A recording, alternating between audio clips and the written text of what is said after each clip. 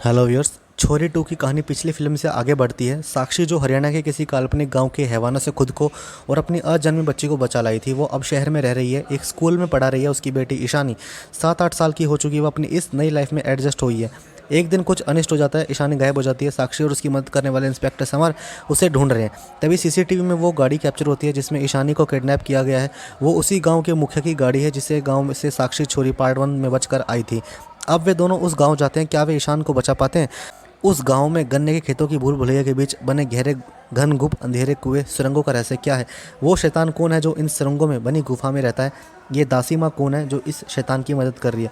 इन सब प्रश्नों के उत्तर विशाल फुरिया और अजीत जगताप की कहानी और स्क्रिप्ट देती है, जो कि बहुत उबाऊ, फ्रस्ट्रेट करने वाले और ना पसंद आने वाले राइटिंग है। दिव्य प्रकाश दुबे, मुक्तेश मिश्रा के डायलॉग्स उल्लेखनीय नहीं है। वे उतनी बासी अप्रभावी हैं जितना कि उस गुफा में रहने वाले आदिमानव। अंशुल चौबे की सिनेमाटोग्राफी वाला ओपनिंग सीन संतुष्ट करने वाला है। शायद सिंगल टेक सीन है जिसमें एक बच्ची गन्ने के घुमावदार और भूल भुलैया नुमा खेत में लालटेन लिए दौड़ रही है। हम ठिठकते हुए इंतजार करते कि अब क्या होगा। कास्टिंग में सो अली खान काफ़ी अट्रैक्टिव हैं। हरियाणवी लहजा और देहाती औरत की देह भाषा उन्होंने अच्छी पकड़ी है। नुसरत साक्षी के रोल में औसत है। कहीं कहीं एक जुझारू माँ के तौर पर वे ठीक ठाक रही हैं।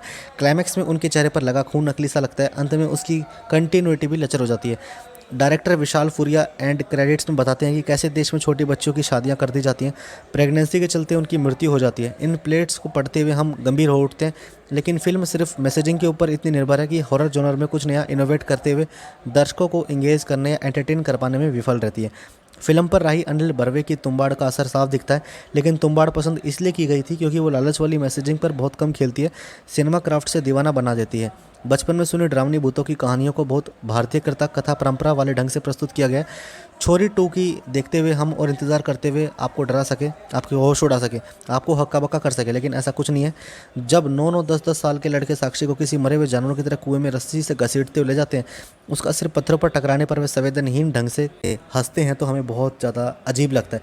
लेकिन वहाँ स्क्रिप्ट और क्राफ्ट का आवेग इतना पुअर होता है कि हम आकर्षित या भयभीत नहीं हो पाते।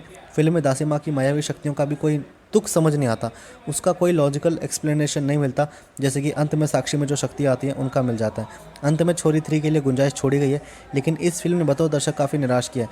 इसे देखते वक्त की बर्बादी ही लगा है। छोरी 2 को आप अमेजोन प्राइम पर देख सकते हैं। अगर मैं रेटिंग में कहूँ, इस फिल्म को 10 में से मैं 5 की रेटिंग दूंगा, इनके एफर्ट को लेकर, इनके मैसेज को लेकर। अगर आपको आया हो रिव्यू पसंद, भाई कर देना लाइक शेयर सब्सक्राइब। मिलते हैं नेक्स्ट वीडियो में।